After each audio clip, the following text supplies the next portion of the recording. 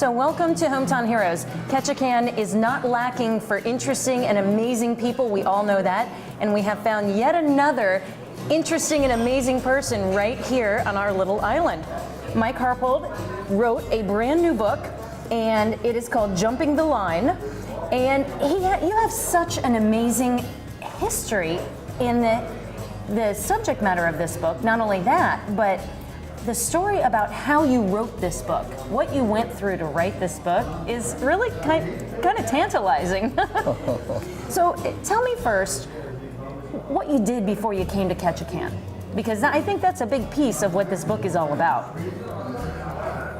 I was in the Immigration and Naturalization Service, and at the time in 1984, my wife Elaine and I had just married. She was living in New Orleans, and I was living in San Francisco and not liking the commute very well. And we were debating on a place where we could get together. Okay. And you ended up where? We ended up in Ketchikan, Alaska. Really? We thought for maybe a 1 or 2 year honeymoon, but we had a family. And we've raised 2 daughters here, and we found it a perfect place to raise children. Fascinating. Now, you've had some interesting experiences, and you also, it was interesting when I heard you speak, that there's some things that have gone on in the Border Patrol immigration area.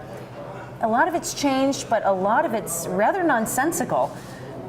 Give me a little glimpse into that.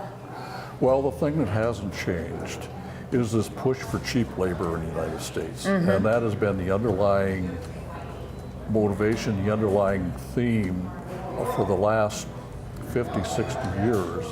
And that's why our borders are out of control today.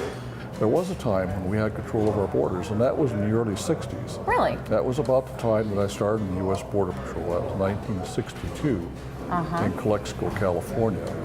And the border was very quiet. There were only 1,400 of us. We were able to patrol alone in a Jeep with nothing but a 6-shooter. You know, no problem. Sometimes you wouldn't see a person for out there in the desert for a month. Really? So how many people back then, say, were attempting to cross the border? And why were they doing it? Was it for jobs? It was for jobs, of course.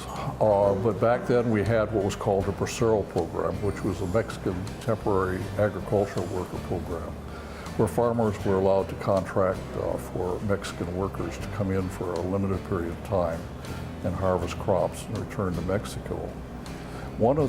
So they did that just every year regularly? Every year regularly. There were about 450,000 that came in every year. Wow. And it was good for enforcement, because if we went on to a farmer's fields or in his vineyards and found even one illegal alien, we left with his whole crew. We took the Braceros, we took the illegal immigrant Braceros, we took back to a camp, and they could be contracted to another farmer. Really? But that farmer lost his help on the spot. The bottom line was, everyone followed the rules. No way he was going to hire an illegal immigrant. So, you know, the Mexicans, knowing that they couldn't get jobs, you know, didn't come. And in 1964, the last year of the Bracero Program, we apprehended 44,000 illegal immigrants. Today, we're apprehending over 1 million. What changed? Well, the Bracero Program ended. It ended in 1964. The bad thing about the Bracero Program is it competed unfairly with American farm workers, and there were not only Mexican-American farm workers, but there were black and white and Filipino farm workers. And of course, they couldn't make any more money than what a farmer would be willing to pay to Braceros. The Bracero wage was set by law. Okay. And what was that wage, just out of curiosity, do you know? It was 70 cents an hour in Texas, 90 cents an hour in Arizona, and $1.10 an hour in California. Okay. And that sort of set the wage on things. And the domestic farm workers in order to make, in 1965, a median income of about $3,000. A Mexican-American family or a white family or a black family had to move 8 times during the course of a crop year. Wow. And so Cesar Chavez, of course, was one of the movers and shakers, along with a whole coalition of church, community, labor, to end the Bracero programs. And when that ended, Chavez began organizing. And he won, and was able to win over a period of years through strikes, boycotts and fasts, contracts. And as a result of that, wages rose. Field sanitation became a fact. And hire back clauses, as part of the contract, he would get in there provisions permitting the hire back of this year's workers for next year's crop. Well, that took an awful lot of uncertainty out of migrants' lives, and it had the effect of settling migrants so that they no longer had to move, say, 8 times. But it was much less. And so wages and working conditions really improved. In fact, some harvest wages in the late 60s and 70s were almost double the California minimum wage. But what kind of crumbled him? What crumbled him was, at the same time that we ended the Bracero program, Congress enacted no new laws to help us enforce the border. The Border Patrol got no new resources for 5 years. Wow. In those 5 years, apprehensions increased from 44,000 a year in '64 to over 200,000 a year in 1969. By 1978, the figure exceeded 1 million a year, and it stayed at 1 million a year until 2008. Wow. Back then, it was not against the law for a farmer to hire an illegal immigrant. It was unlawful for the immigrant to be here, but it was not against the law for the farmer. And we'd catch these illegal immigrants, and we'd take them back to a farmer to get paid off, and the farmer would go, "Well, shucks, fellas, this is no skin off my teeth, is it?" And he'd have to say, "No skin off your teeth." Congress did not enact a law prohibiting the employment of illegal immigrants until 1986, over 20 years later. And by that time, the former Braceros returned, to their old jobs, and that's in my story here. But along with them, a lot more other people came too. And because the border was broken, then came drugs. And that's the situation we have today. We're trying to put the stopper back in the bottle somehow. And it's already overflowing, right? Already overflowing, but now not just agriculture enjoys cheap labor. Right. But it moved into the vacation industry, restaurants, into construction, and everybody wants to keep their cheap labor. And that is probably the single greatest thing stopping a reformation of immigration laws today, because people have got their share of the pie and they don't want to give it up. Tell me about maybe one of the more interesting things that happened to you. It could be positive, it could be maybe a little disheartening. Maybe an individual or a family that you came across as a Border Patrol agent. Does anything stick out in your mind? Oh, there were a lot. I mean, everyone has an individual story. Everyone. Everyone that crosses. And I've tried to capture that in this. And a lot of them are really heart-rending. And if you're a Border Patrol officer and this is what you're doing, you have to constantly remind yourself of why. And that you can't solve the world's problems, that you are just one. and that there is a law that tries to deal with that. And hopefully the law is fair, but the situation can only be dealt with if everyone is dealt with equally, and that you do not bend in that, because if you give a favor to one, you not only dishonor yourself, but you dishonor that person, and then it becomes enforceable. So you sort of have to have this ethic. You ask for an individual. I remember one time in Bakersfield, picking up a guy in the field, and he was here illegally, and taking him back to his house to get his things. We always took him back to his home to get his clothing or whatever he had, and we always got him paid off. And there was this Mexican-American woman with a child. And ordinarily, had they been married, we would have just initiated deportation proceedings, given them a letter, say you have to report to an immigration court on such and such a date, and left it at that. But it wasn't married, but it was their child. And we had to take him. And I remember that woman standing in the street, with the baby to this day. But you see, that happens all the time.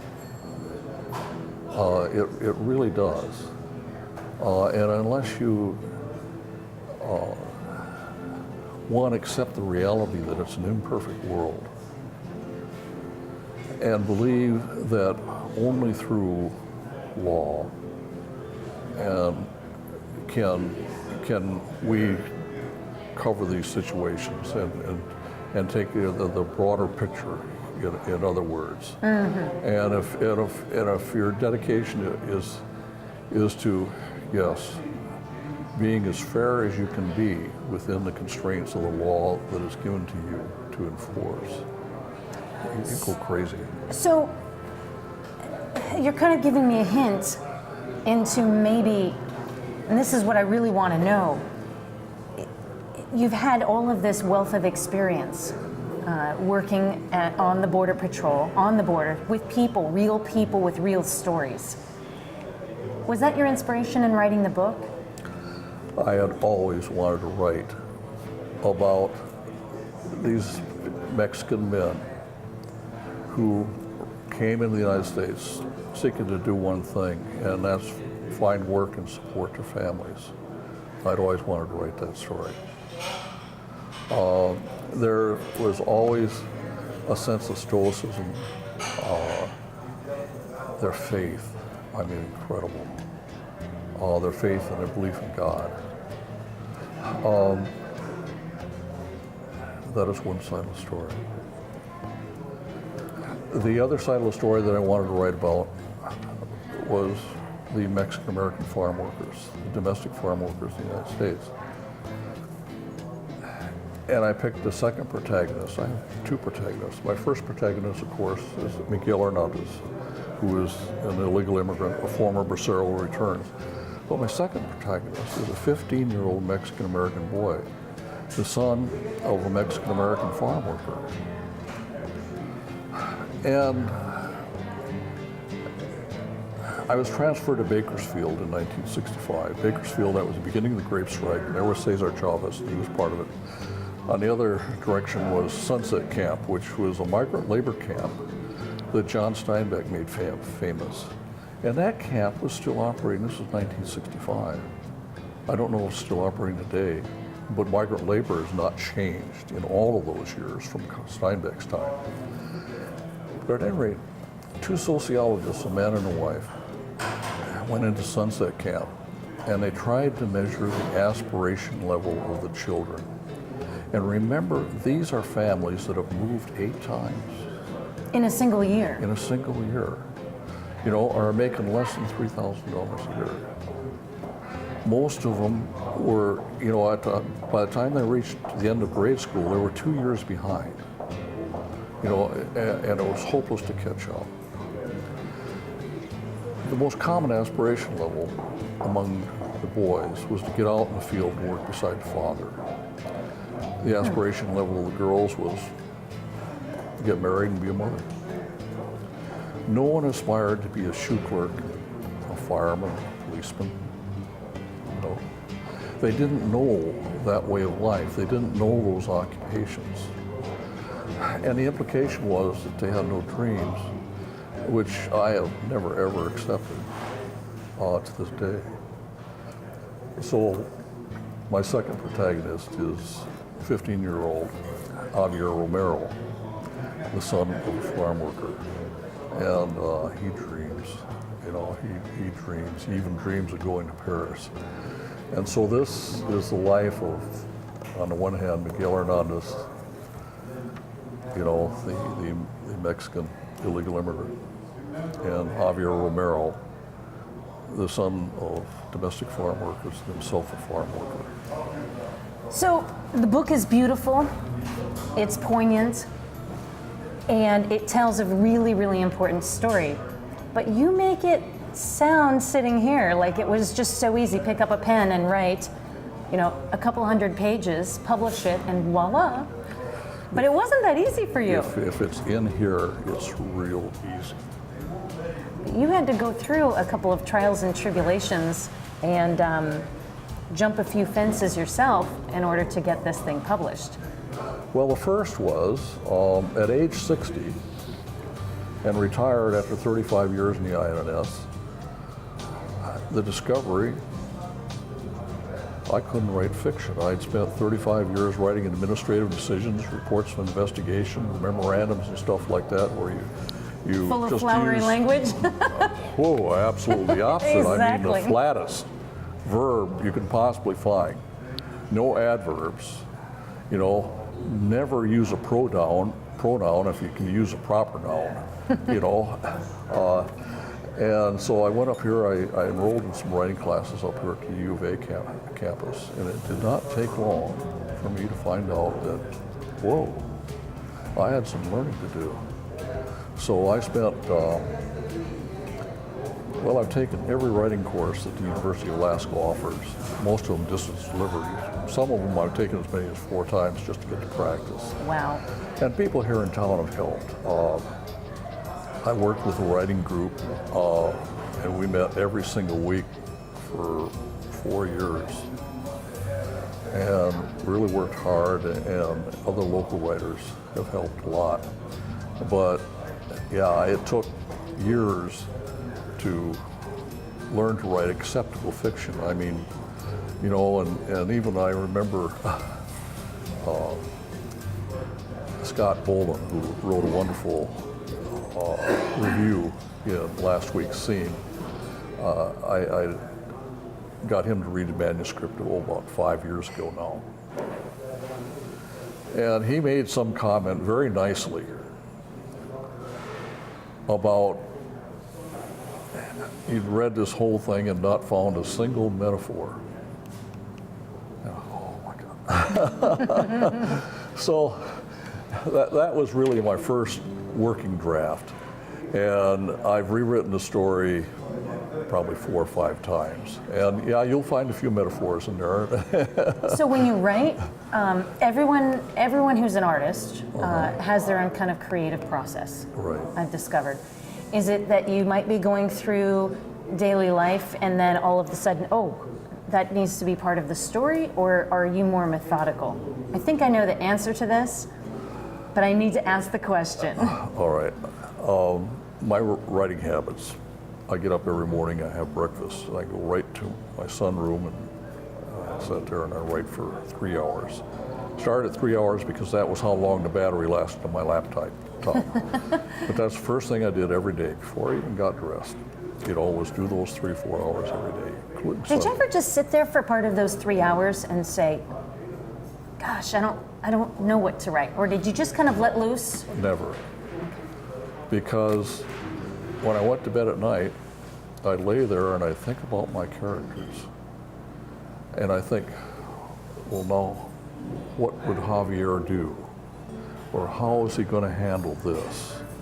you know, and I come up with the situations. And I tried, you know, the backstory in this is the evolution of our border policy in the last 50 years.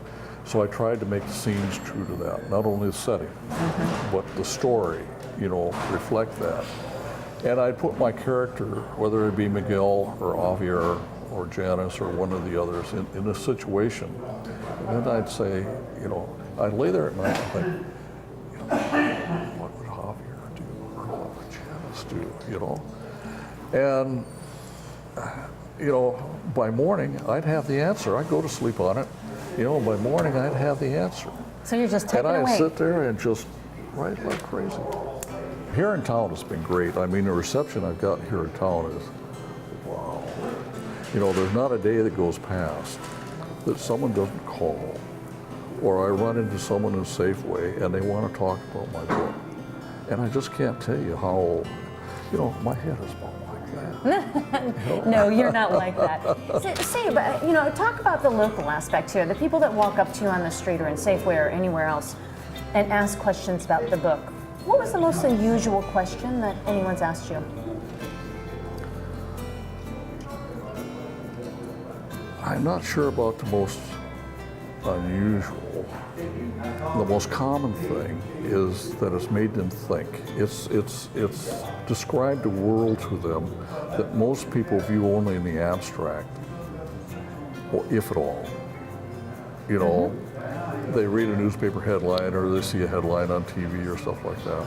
But there's still, you know, this problem of these millions of people and the whole issue of how do we choose and bring people to our country. It's very esoteric. And it's oftentimes so uncomfortable that people don't want to think about it. You're absolutely right. There are so many inconvenient truths in the whole thing.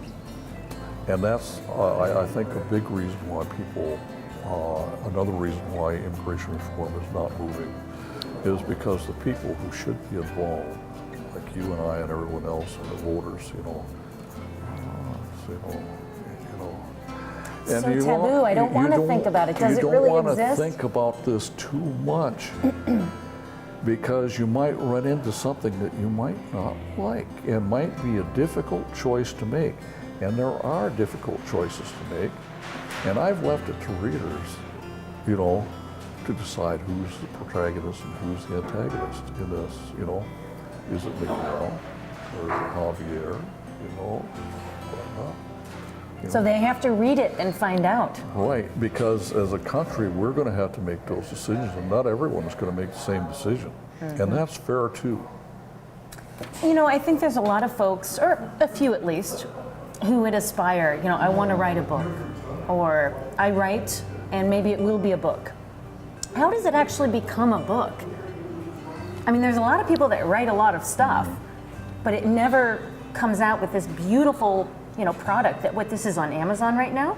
It's on Amazon, Barnes & Noble. It's also in Parnassus, and Jerry's here Books locally, at the right? Plaza. And I mean, it's and very the Point. reasonably priced too. Yeah. So, but I mean, how did you get to this finished product? You spent 3 hours a day, every day, taking all of these classes. Actually, I spent a lot more because I also did a lot of research. Okay. And I actually made 3 trips back down the Imperial Valley to Oh, wow. be sure of my memory. But I mean, do you have an agent? Did you have an editor? How did that all work? no, publishing is really different today. Publisher won't talk to you. You'll only, you know, you have to have an agent. Publishers just won't talk individually to an author, particularly a new author. Maybe, you know, a well-practiced one. But so you got to find an agent. An agent is looking for a person to represent, and he wants that person to have 7 or 8 books, you know. In the pipeline. You know, well, you look at me, and do I look like someone who's going to produce 8 more books? So the bottom line is, you know, I've done this all myself, but I've had a lot of guidance. I found a woman down in Bothell who sort of, she organizes all this stuff. And through her, she set me up with an editor, Oh, okay. and who did a wonderful job.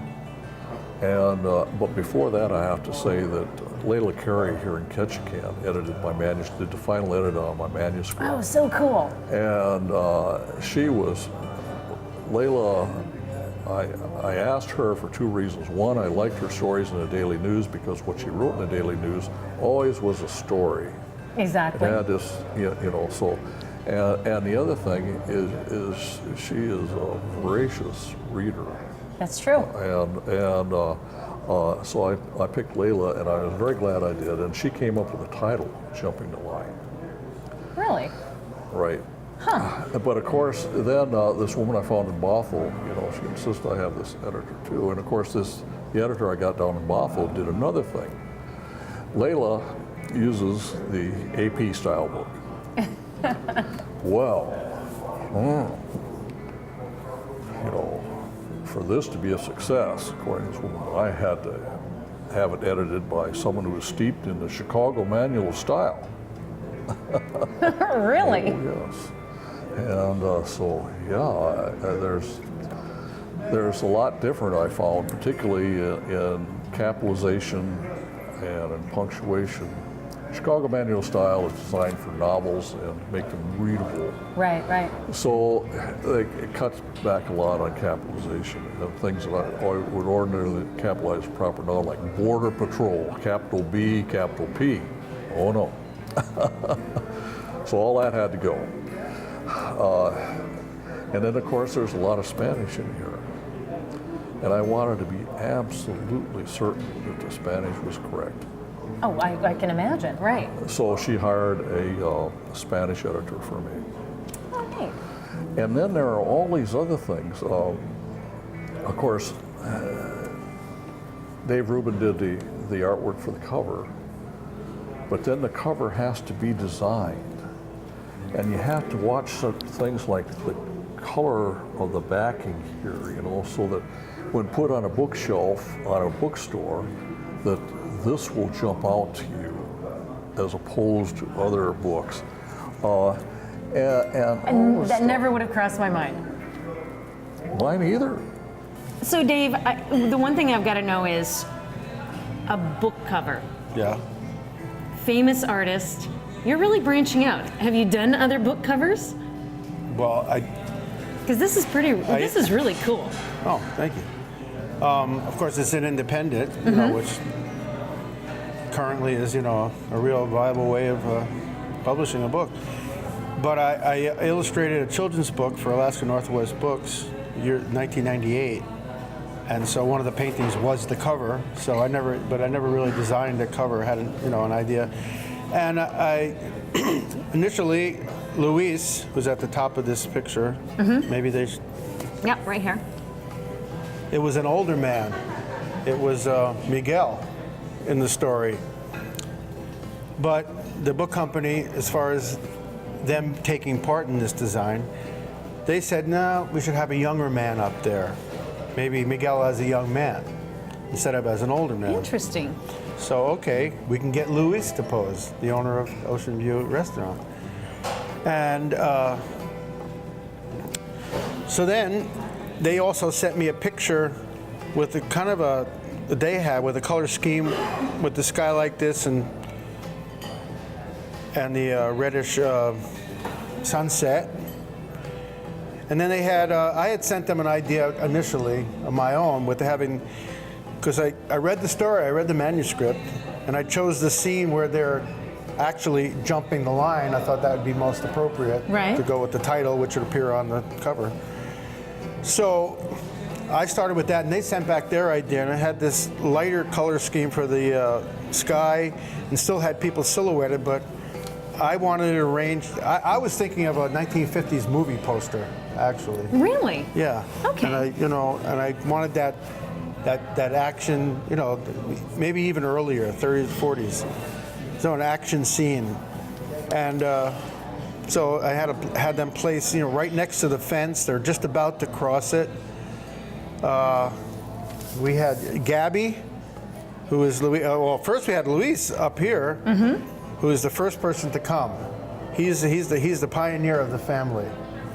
And so he posed here outside with the shovel, and we got an actual hat. Now, did you take a photo of him when he posed, or did you do Yeah, a quick sketch? I did. I took a photo of him, and posed him in this way with the idea that he was going to appear over the title, and that they were going to be below. So Luis's sister posed for Concha. Gabby posed for Concha. For the character Concha. Yes, Concha, who was the grandmother. So I had to make someone who looked much older than Gabby actually does. She could not play the grandmother in this story. But she posed, and this was her figure. Hello, my name is Gabriela Orta, and I am Luis's sister from Ocean View Restaurant. And I really, really want to share this story about, I have a part of this book. Mr. Mike, I'm working here in the restaurant with my brother, and almost 6 to 8 months ago, I was in the counter at the front talking with my brother, and Mr. Mike came inside the restaurant and asked Luis if his wife and his daughter can pose for the cover of the book.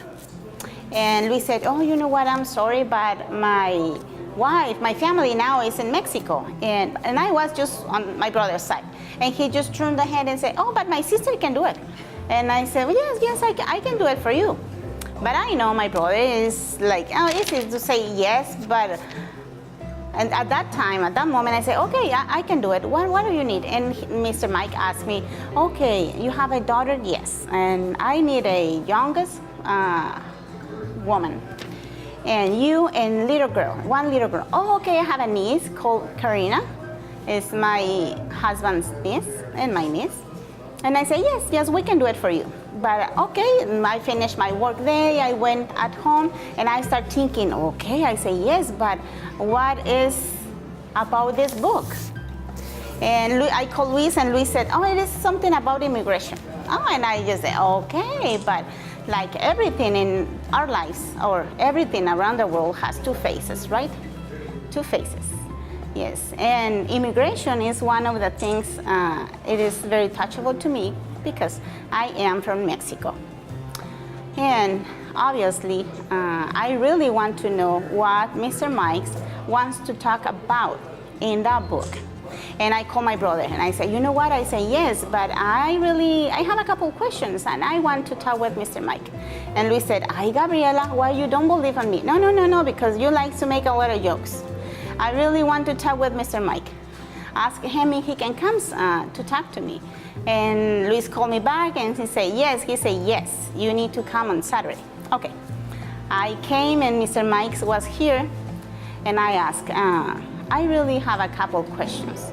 I say yes, and if I can help you, I will. But I really want to know first what the book are talking about and what way are you going to tell stories in this book about immigration. And he say, no worries, Gabby, no worries.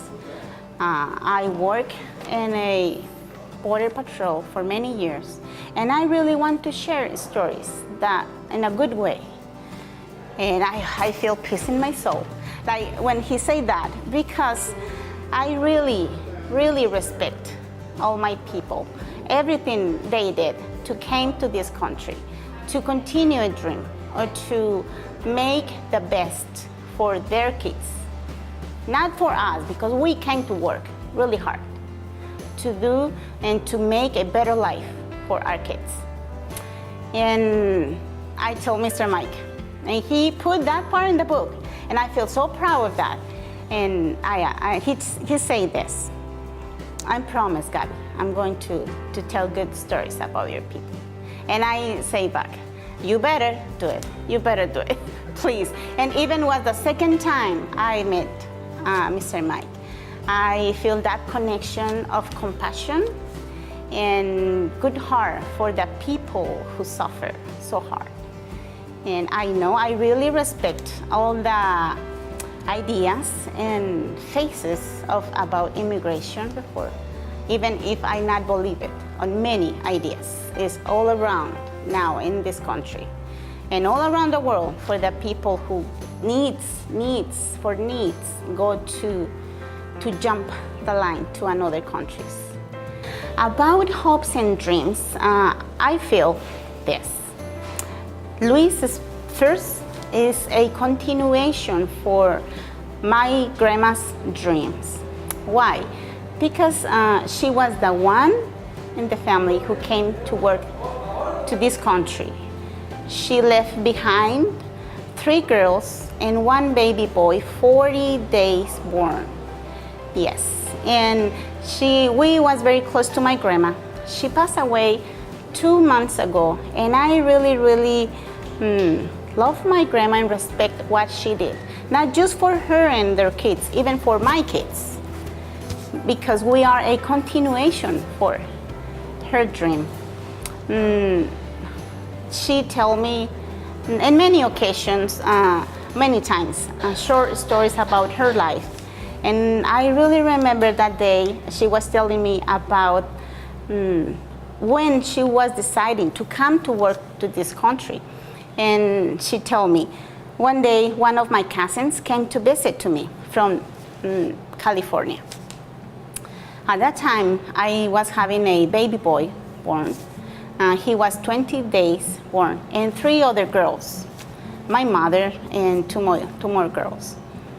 And the cousins tell to my grandma, you know, you better need to go with me, because it's not any way you can survive just you with 4 children. And my grandma tell me, at the time when I heard that words, I say no. But I know, I definitely know I want a better life for my daughters. And it was the only way I have to make my dreams come true. And he was there in Guadalajara, Mexico for 30 days. And one day before he was leaving, he went back to visit to me and tell me the same. And I realized this is the only opportunity to have to give a better life for my kids. And I decide, okay, I'm going. And my mother's at that age was 15 years old, around 14. And she was in charge of the other 2 girls and the baby boy that was 40 days born. And she came to work here, first in the fields. Later, the cousins found a job in a house.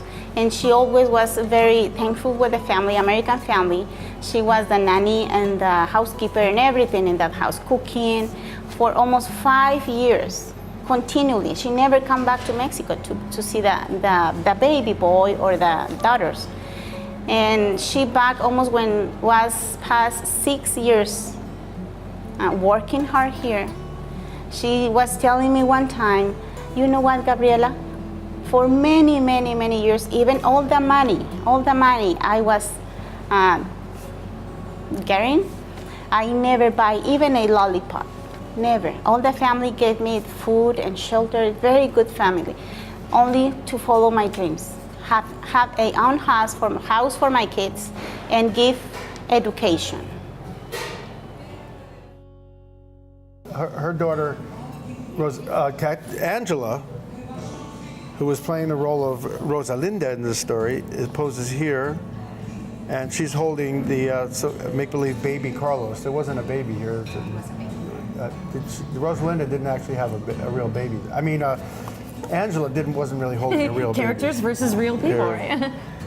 But this is her actual daughter right here, Caterina, who's playing Maria Elena in this story. And here they are posed on this little bluff. They're right before jumping the line, you know, and that's. So let me ask you a question. You read the manuscript, and you've been kind of going back and forth with Mike for how long on this kind of idea? Well, he first asked me, I think 3 years ago, if I wanted to do this. And I thought it sounded like a great idea. So I said, well, I want to read it first, so I did. I was actually in New York when he emailed me at my mother's house, and. That was 3 years ago. And then I came back and read the manuscript. And I just have to say, just my own experience of reading the manuscript was at first, you know, Mike is laying out the characters, and all of a sudden, you know, you become invested in all the characters. And all of a sudden, we're at one point in the story, like, you know, 2/3 of the way through, And I'm like this, like, oh my God, no. I'm so, and so it made it easy, obvious to pick the moment about, they're right about to go across the border. And what was great was we were here once meeting with Luis, the day we were gonna pose. And he was looking down at, the idea. I had already done a picture of the older man, and the hat that they were wearing, the authentic hat, and the shirt. And it was Mike's idea to have the shovel across the shoulder, I think. But Luis was looking down at the initial ideas for it, and he goes, yeah, that's what they looked like when they came, Really? And that really hit me, like when they came. I was seeing it as, descended from Europeans coming through. Now, who is he referring to?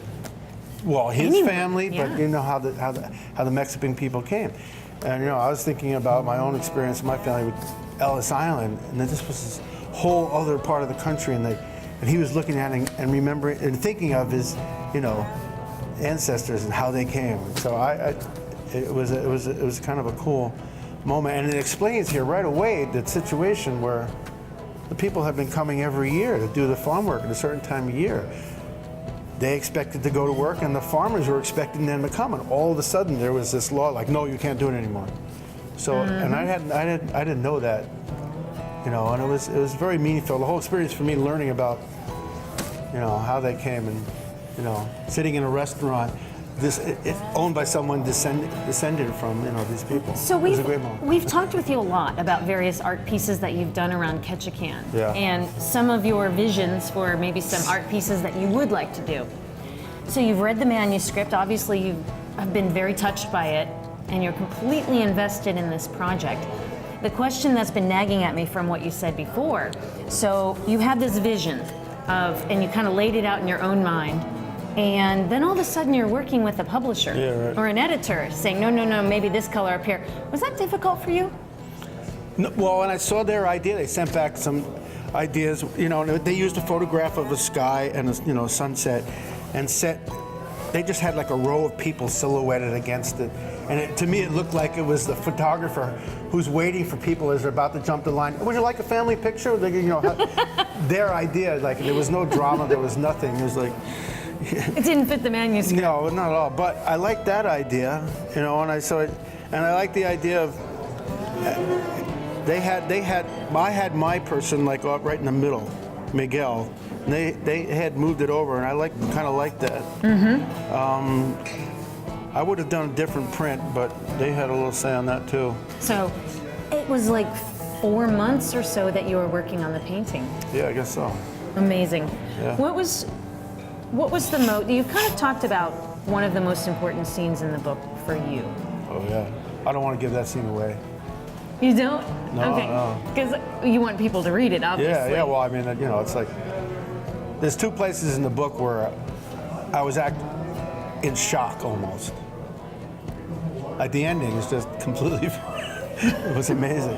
It was amazing. I told Mike that I really like Charles Dickens and how you have all these different stories and how they're woven together. And I thought it was kind of that kind of a thing. The end was just completely shocking. I thought it was amazing, yeah. You were telling me how you met Mike long before the book. How did that happen? Well, I got to Ketchikan, because I was working for a guy. So I ended up in Ketchikan after being in Anchorage, Homer, Kenai, Soldana, Kodiak, all over Alaska. So I come to Ketchikan, and I want to become a U.S. citizen. And so he was the officer at the time. So I met him, and then he's like, "Oh, so are you ready for your test?" And I was like, "Yeah." So I went to pass the test, and my third question, I totally didn't know anything about history. And he's like, "Well, you have a place, you have a restaurant, so you need to learn the history." And I was like, "Well, so how am I going to do it?" And he's like, "I'm going to send you to high school." A 30-year-old going to high school. I'm like, "Really?" So he's like, "Yeah." So he sent me with Ortiz. That's the last name of the teacher. So I went to learn the history of the U.S. And then after I learned that, I wait I think it was like 6 months waiting after I learned, so I went to him again, and then I passed the test. So he's been a very good person in a very good way for me, you know? Not only for that, he's a great person, and he helped me in a way that I never thought someone was gonna help me out. So that was really good. Dave, when I heard he was gonna do the cover, and I said, yeah, should I do it, but I was thinking how it's gonna happen, and he wanted a special hat, because back in the days, the people who was working in the field, the hats were different than nowadays. So in that time, my wife was in Mexico, and I have her to go with her dad, because her dad is from a small village, to buy the hat. So the hat that is in the book is the original hat they used to wear back in the days, So that's how the hat came along, and then the shovel, right? So it was really, actually I looked the cover, and I like it. I believe that nothing is easy, and second is where you want to be in the long run. Honestly, I'm gonna be honest with you. I got to the US when I was 15. I didn't know what I want. The only thing that I want is come and work. And there is one thing that I will never forget. The first day that I came to the US, that was the last day that my mom ever worked. 30 years. So all the money, and always when I work, we always send the money to Mexico. And all this happens thanks to, not to me, this happened to the local business, the local people, the people that work here, you know what I'm saying? I mean, it's not like you own a place, but there is somebody behind you, the employees, the servers, everything. So there is a lot of things anyone can make happen if you want it to happen. I mean, it's not like you're not gonna sit in the chair and thinking, hey, I want this, but it's not gonna happen. You just gotta move forward. You're gonna be loyal to your dream, So and things start happening to you, like I'm saying, when I came to the US, I never thought I owned something. I just want to work. That's it. All this just happened because maybe that was the way it should happen, So, no, it's you, and you got to push forward. I mean, nothing has been easy, trust me. There is so many things that I was talking to Mike a long time ago, and I will never forget either. When I came to the US, 15, I didn't know anyone. For 2 weeks, I promise, I sleep in the streets for 2 weeks. And just the only good thing that I know, 7-Eleven, coffee and donuts. That's it. Because that's what I ate, And I was back and forth in LA, downtown LA. I mean, I wasn't even scared. Number 2, I swear that if I reborn again, I will do the same thing. I won't change nothing, And it's been hard, but we do our best for our kids, Maybe our kids get tired of listening, when I was your age, I this and that. School. I went to school until 2nd grade. That's it. Second, third, learn how to read and write and move on. But there's maybe people like us or like me, there's a lot of them, just nobody knows the stories, but there is, besides behind a business or behind a good person, there is something to tell, And like Mike, he decided to describe one of many things that happen in life in a book. And honestly, it was very fun making the book. I didn't make the book. I just told him a few things, but everything was processing in his mind. And maybe for years he wanted to do it. And, it's kind of nice to have a complete life in a book. The way he's playing it, that's the way it is, So, I want to have you read just a short a short little excerpt, maybe one that you really like, that might give someone at home watching this that kind of aha moment. Well, how about we start with Miguel? Ready? Mexicali, Baja California, Mexico, January 1965. Miguel Hernandez Ochoa gazed across the wind-blown street at the border fence. Lit by a lone incandescent bulb, the barrier rose from a concrete footing and towered above the hedge of twisted brambles. It was more than twice his height. The interlinked heavy-gauge wire formed small diamonds, wide enough to admit the toe of a pointed shoe or 2 fingers of a desperate hand. But on top of the panels, held open in a V by metal brackets at the top of each post, 6 strands of barbed wire were stretched taut. Imagining himself at that height, trying to wriggle over the sharpened barbs, Miguel's muscles tightened and his heart pounded. Sudden dizziness made him take a half step backward. He was forced to look away. Edging back into the shadows at the side of a building, Miguel shoved his bare hands under his armpits. The night was cold, and his thin coat had no pockets. For 2 days and nights, he had trundled across the deserts of northern Mexico in open freight cars. He had eaten little and was tired. Fighting despair, his thoughts shifted to his wife, Concha, who remained behind in their small adobe and thatch house in Zacatecas. Concha would understand his fear, he thought, but she would count on him to get across the fence. I've got to find a way, he told himself. I can't let my children go hungry. That was amazing. That was amazing. So tell me again, I can purchase this book locally here at Parnassus, of course. Or at Jerry's Books and Games Plaza. Shop locally. Or at The Point. Well, thank you so much. Well, thank I really you. appreciate it. This is amazing, and congratulations. What a feat. What a life you've had, too. So thank you very much. Very well. Thank you so much for giving me the opportunity to share these stories with you. And I always remember my grandma say this: you need to work so hard and be very respectful with the Americans because they are good people. And we are feeling so blessed raising our kids in this community and working for this community. It is very lovely, all the people who know us and who knows my kids and Luis's kids.